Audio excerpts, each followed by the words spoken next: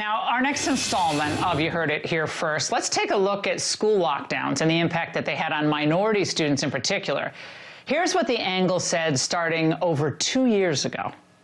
What happens with the poor kids, especially the disadvantaged kids, minority kids in difficult situations already. This is going to be a nightmare in the fall if these schools aren't fully opened. I'm going to advocate this from morning, noon, and night. For the poor and minority kids in D.C., because they're not going back to school until January 7th, which means never this year in D.C. If these folks really cared about traditionally marginalized people, students, kids, they'd be spending their time working on opening these schools.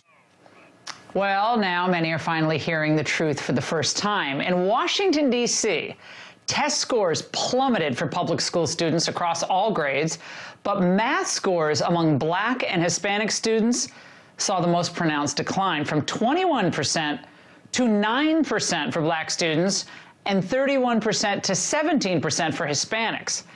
And check this out in language arts. Black students had the largest decline in proficiency. Just terrible news. Joining me now is Nicole Neily, founder and president of Parents Defending Education. Nikki, now you have D.C. Mayor Muriel Bowser keeping unvaccinated students out of school. They can't go to school at all. Minority students once again getting shafted here. Why has there not been a lawsuit filed against these mandates? This is coming from people who scream equity from the rooftops, and they don't care about equity at all. That's a lot of positioning. But again, as these numbers show, this just confirms what parents have been saying for 2 years. Not only was the pandemic and the school lockdowns devastating for students' mental health, but obviously for their academic achievement. And it's no surprise that it hurt the most disadvantaged and the most vulnerable students among us. And so all of those people should be held accountable for their actions.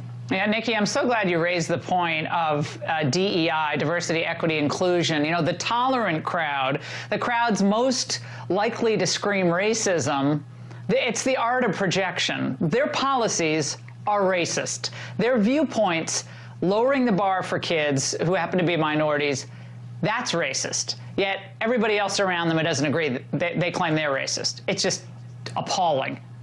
Well, we were told when the ESSER bill was forced through last year in February 2021 that money was essential to open schools. And so parents believed that was for air purifiers and for sanitation and things like that. We have since seen, thanks to investigative reporting, that money was redirected to pet projects, social emotional learning, which is a Trojan horse for things like critical race theory. And so again, this was never about our children to start with. It was about money and power for the teachers' unions and their friends. And Randi Weingarten refuses to take any responsibility because she does not care about children. Nikki, thank you very much. Sorry this was a little short tonight because of the breaking news, but we'll have you back soon. Thank you.